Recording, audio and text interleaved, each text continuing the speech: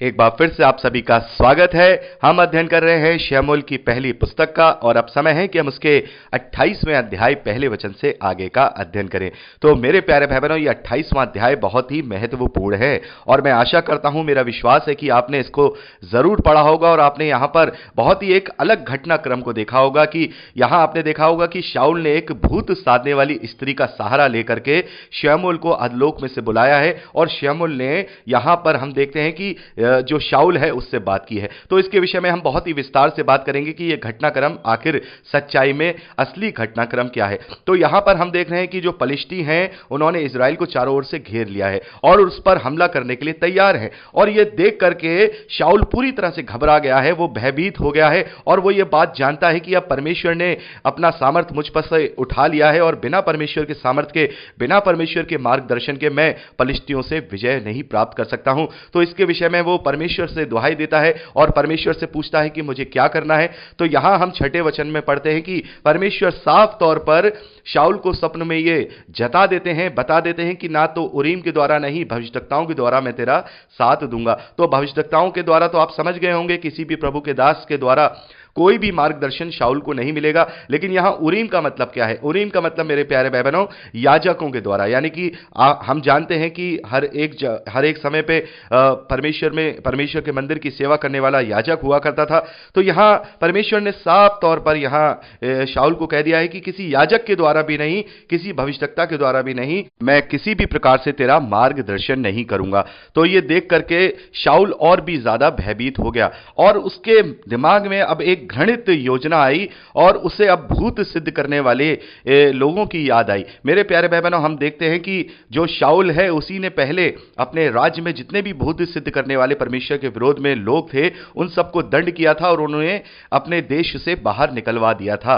तो यहां पर आप देखते हैं उसके पास कोई और चारा दिखाई नहीं दे रहा। उसके मन में यह चल रहा है किसी भी तरीके से शाऊल मेरे सामने आ जाए और शाऊल से मैं अपना पश्चाताप कर लूं और परमेश्वर मेरे साथ हो जाए और मैं पलिश्तियों से विजय प्राप्त कर लूं। तो ये जो एक घृणित योजना है उसके मन में आई और उसने अपने कर्मचारियों से पूछा कि भाई कोई ऐसा है जो भूत सिद्ध करने वाला हो, आत्माओं को वापस बुलाने वाला हो। तो यहां पर उसके कर्मचारी बताते हैं कि एक स्त्री है जो भूत सिद्ध करने वाली है और वो आत्माओं को बुलाती है। तो वहां पर हम देखते हैं कि जो शाऊल है अपना भेष वगैरह बदलकर दो लोगों के साथ उस स्त्री के पास जाता है और उस स्त्री के पास जाकर के कहता है कि भाई जिसे मैं चाहता हूं मेरे लिए बुला दे। वो स्त्री उसको कहती है कि भाई शाऊल ने तो हमारे साथ बहुत बुरा किया था, हमें अपने देश से बाहर निकाल दिया था, तो शाऊल को पता लगेगा तो मुझे दंड मिलेगा। तो वहां शाऊल उससे कहता है कि मैं तुझे ये वादा करता हूं कि तुझे इसके विषय में कोई दंड नहीं मिलेगा। तो वो स्त्री उससे पूछती है कि भाई मैं तुझे तेरे लिए किसको बुला दूं? तो वो कहता है मेरे लिए तू शमूएल को बुला दे। जब स्त्री ने शमूएल को देखा तब ऊंचे शब्द से चिल्लाई और शाऊल से कहा, तूने मुझे क्यों धोखा दिया? तू तो शाऊल है। तो मेरे प्यारे बहनों, यहां पर हम देखते हैं जैसे ही वो शमूएल का नाम लेता है, वो जो भूत साधने वाली स्त्री है वो ये समझ जाती है कि ये व्यक्ति तो खुद ही शाऊल है। और यहां पर वो कहती है भाई तूने मुझे धोखा क्यों दिया? तू तो खुद ही शाऊल है। तो मेरे प्यारे बहनों, यहां पर हम देखते हैं कि वो स्त्री पूरा वर्णन उसे बताती है। यहां पर हम देखते हैं कि वो सारा वर्णन आपने देखा होगा और पढ़ करके आपको ऐसा लग रहा होगा कि वाकई में वहां शमूएल आया है, वाकई में शमूएल आकर के सारी बातें कर रहा है, ये सारी चीजें हो रही हैं। लेकिन मेरे प्यारे भाई बहनों, जैसा कि आप जानते हैं कि ये सारी बातें एक घटना के रूप में लिखी हुई हैं और ये घटना एक अलग शिक्षा के लिए लिखी गई है। मेरे प्यारे भाई बहनों, यहां पर ना तो उस स्त्री के अंदर इतनी ताकत है कि वो शमूएल को बुला पाए, ना ही उसने कोई शमूएल को वहां पर बुलाया है। जैसा कि हम जानते हैं जितने भी ये भूत सिद्ध करने वाले लोग होते हैं इनमें से ज्यादातर ढोंगी और पाखंडी होते हैं और यह घटना भी इसी बात को यहां पर दर्शाती है। मेरे प्यारे भाई बहनों, बड़े ध्यान से आप इसको एक एक शब्द करके अगर अच्छे से पढ़ेंगे तो आपको समझ में आ जाएगा कि आखिर यह घटना हो क्या रही है। यहां पर हम देख रहे हैं कि जो वर्जन जिसे मिल रहा है, जो दर्शन देख रहा है, वो शाऊल नहीं देख रहा है। शाऊल को वहां कुछ भी दिखाई नहीं दे रहा है। बड़े ध्यान से देखिए, जो भी वहां कुछ हो रहा है वो भूत साधने वाली स्त्री ही बोल रही है। यहां देखिए, मैं 13वें वचन से पढ़ रहा हूं। राजा ने उससे कहा, मत डर, तुझे क्या दिखाई पड़ता है? यानी शाऊल ने उस स्त्री से कहा, तू मत डर, मैं शाऊल हूं, तुझे कोई दंड नहीं दूंगा, तू बता तुझे क्या दिख रहा है? अब आप यहां पर बताइए कि क्या यहां शाऊल को दिख रहा है, क्या यहां पर उस स्त्री को दिख रहा है? यहां पर शाऊल को कुछ नहीं दिख रहा, उस भूत साधने वाली स्त्री को दिख रहा है। तो क्या स्त्री को वहां कुछ दिख रहा है? वो भूत साधने वाली स्त्री तो वैसे ही दुष्ट आत्माओं के प्रभाव में परमेश्वर के विरोध में कार्य करने वाली है, तो क्या सचमुच में उसके अंदर इतनी कुव्वत और ताकत होगी कि वो श्यामल को देख पाए? मेरे प्यारे भाई बहनों, उसका जवाब है नहीं। यहां पर हम देख रहे हैं कि इस वक्त वो जो स्त्री कर रही है वो एक ढोंग कर रही है, एक पाखंड कर रही है, क्योंकि जो जितने भी भूत साधने वाले ढोकी पाखंडी हैं वो इसी प्रकार का पाखंड करते हैं कि हमें आत्मा दिखाई दे रहा है, हमें आपका ये दिखाई दे रहा है, हमें आपका वो दिखाई दे रहा है। तो यहां वो स्त्री कह रही है, मुझे एक देवता पृथ्वी पर से चढ़ता हुआ दिखाई पड़ता है। शाऊल ने उससे पूछा, उसका रूप कैसा है? उसने कहा, एक बूढ़ा पुरुष बागा ओढ़े हुए चढ़ा आता है। तब शाऊल ने निश्चय जानकर कि वह शमूएल है, औंधे मुंह गिरकर पृथ्वी पर दंडवत किया। तो मेरे प्यारे भाई बहनों, यहां भूत साधने वाली कह रही है कि एक देवता जैसा व्यक्ति देख रही हूं जो बूढ़ा है और बागा पहना हुआ है। यहां पर उस स्त्री ने यह नहीं कहा कि वो शमूएल है। मेरे प्यारे भाई बहनों, जैसा कि हम जानते हैं कि दुष्ट आत्माओं के द्वारा काम करने वाले दुष्ट आत्माओं पर ही अपना प्रभाव रखते हैं, तो वहां पर शमूएल नहीं आया है। यहां की परिस्थितियों को देखते हुए हम जानते हैं कि वो स्त्री इस बात को जानती है कि शमूएल ने शाऊल को छोड़ दिया है, और यहां पर अब पलिश्तियों ने पूरे देश पे यहां हमला करने की योजना बना रखी है, तो अब ये शमूएल से ही मदद मांगने आया है। इसी बात को लेकर के तो वो स्त्री समझ जाती है। तो यहां पर हम देख रहे हैं जो भी दर्शन मिल रहा है वो उस स्त्री को मिल रहा है, और जो कन्वर्सेशन हो रहा है वो भी स्त्री के द्वारा हो रहा है। तो यहां पर हम क्या देख रहे हैं कि शाऊल खुद नहीं देख रहा है, वो स्त्री देख रही है। और स्त्री ने जब कहा कि ऐसा व्यक्ति मैं सामने देख रही हूं, अधलोक में से आता हुआ देख रही हूं, तो शाऊल समझने लगता है कि हां यही शमूएल होगा, और वो दंडवत करने लगता है। आगे शमूएल ने शाऊल से पूछा, तूने मुझे ऊपर बुलाकर क्यों सताया? यह शब्द हमें थोड़ा सा कंफ्यूज करता है। तो क्या अब शाऊल उसकी आवाज सुन रहा है? मेरे प्यारे भाई बहनों, शाऊल उसकी आवाज नहीं सुन रहा है। यह सारा कन्वर्सेशन उस स्त्री के द्वारा हो रहा है, और स्त्री उससे कह रही है कि शमूएल ये कह रहे हैं कि तूने मुझे ऊपर क्यों बुलाया है। तो आप इसको अच्छी तरह से एक ही शब्द में समझ सकते हैं कि जो भी यह कन्वर्सेशन हुआ है, यहां जो लिखा है वो असल में शमूएल का कोई भी आत्मा ऊपर नहीं आया है। भूत साधने वालों में इतनी ताकत नहीं है। तो मेरे प्यारे भाई बहनों, यहां तो यह बात सिद्ध हो जाती है कि शाऊल शमूएल से बातें नहीं कर रहे हैं, यह केवल वो भूत सिद्ध करने वाली स्त्री देख रही है, और वही कन्वर्सेशन शाऊल के साथ कर रही है जिसे शाऊल शमूएल का समझ रहा है। अब बात आती है कि यह सारा कन्वर्सेशन जब सचमुच में हुआ ही नहीं है, और उस भूत साधने वाली स्त्री ने यह सारी बातें अपनी तरफ से शाऊल को बताई हैं, तो फिर यह बातें यहां पवित्र शास्त्र में दर्ज क्यों की गई? मेरे प्यारे भाई बहनों, जैसा कि हम जानते हैं कि यह पवित्र शास्त्र यहां पर जब लिखा गया है तो इसकी हर एक पुस्तक परमेश्वर की ओर से नहीं है।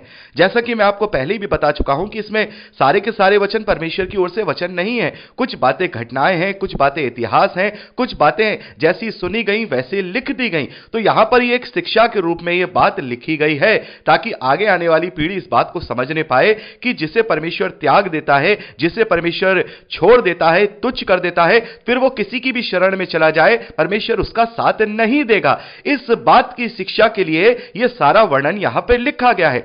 हम जानते हैं कि कोई भूत साधने वाला नहीं है, ना ही वहां शमूएल ऊपर आकर के शाऊल से बातें कर रहे हैं, बल्कि वो भूत साधने वाली जो स्त्री है वो इस बात को जानती है, वो इस बात को जानती है कि मैं इसका कन्वर्सेशन कराऊं ताकि ये इस बात को मान ले। और वो ये बात जानती है, जैसा कि हमने ये बात हमने की कि वो जानती है कि शमूएल और शाऊल का रिश्ता आपस में क्या है। शमूएल ने शाऊल को छोड़ दिया है क्योंकि शाऊल ने परमेश्वर के विरोध में कार्य किया है।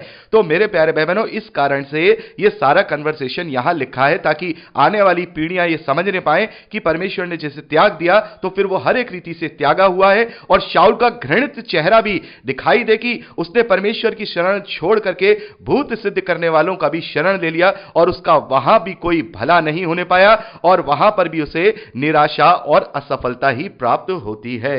आपको ये समझना होगा कि कोई भी इस तरीके से ये सारी चीजें संभव नहीं है। और ये क्या है, ये पुस्तक क्या है? मेरे प्यारे भाई बहनों, ये जो शमूएल की पुस्तक है ये आखिर क्या है? क्या ये परमेश्वर के वचन है?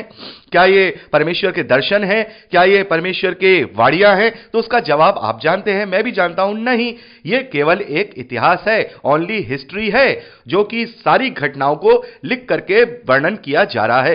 तो ये घटना भी जो शमूएल के साथ हुई है, शमूएल के अनुसार ऐसा हुआ है कि शाऊल को बुलाया गया और शाऊल ने मुझे फिर मना कर दिया कि यहोवा ने तुझे त्याग दिया है। तो ये एक घटना यहां पर शमूएल के द्वारा, माफ कीजिएगा, शाऊल के द्वारा हुई है, तो ये दर्ज की गई है, घटना हुई है, दर्ज हुई है, लोगों के द्वारा पता लगा, लिखने वाले को उसने यहां पर इस घटना को दर्ज कर दिया है। शिक्षा सिंपल मूलतः यही है कि परमेश्वर ने किसी भी रीति से शाऊल का साथ नहीं दिया। शाऊल को जब परमेश्वर ने साफ तौर पे बता दिया कि किसी भी याजक के द्वारा या किसी भी भविष्यद्वक्ता के द्वारा मैं तेरी मदद नहीं करूंगा, तो शाऊल ने गलत रास्तों का सहारा लिया और वहां पर भी उसे असफलता ही हाथ लगी और वहां पर भी उसे यही सुनने को मिला कि यहोवा तेरा साथ नहीं देगा, यहोवा ने तुझे त्याग दिया है। तो मेरे प्यारे भाई बहनों, ये केवल एक घटना का वर्णन है जो कि हम उस भूत साधने वाली स्त्री की आंखों से देख रहे हैं। ना ही यहां पर शमूएल, माफ कीजिएगा, ना ही यहां पर शाऊल कुछ देख रहे हैं, ना ही शाऊल के साथ आए दो लोग देख रहे हैं, ना ही शाऊल को उसकी आवाज सुनाई दे रही है, ना ही शाऊल उसको अपनी आंखों से देख रहे हैं। यह सारा घटना एक पाखंड, एक ढोंग को दर्शा रहा है, क्योंकि वो स्त्री ही सारा कन्वर्सेशन शाऊल के साथ कर रही है। तो इस प्रकार से हम पूरा यहां पर जो हमारा कंफ्यूजन है वो यहां पर मिटता है।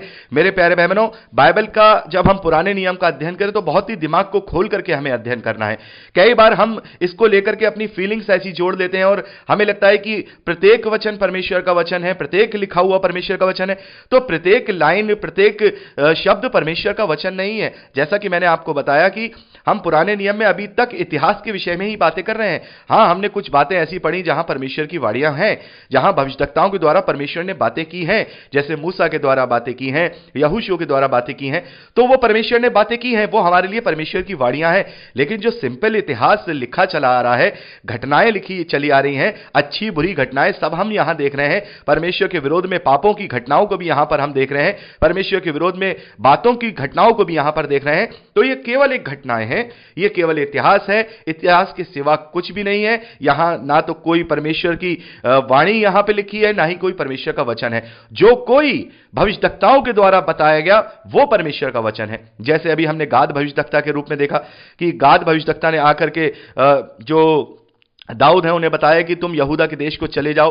तो ये जो वचन है वो परमेश्वर ने दाऊद के लिए कहे। अब मेरे और आपके लिए कोई आत्मिक चीज इससे हम नहीं पाते हैं कि परमेश्वर ने गाद भविष्यद्वक्ता के द्वारा दाऊद को आदेश दिया, तो वो दाऊद को आदेश दिया, वो दाऊद के लिए वचन था, वो मेरे और आपके लिए वचन नहीं था। लेकिन यदि उससे कोई शिक्षा निकल के आती है तो वो मेरे और आपके लिए है।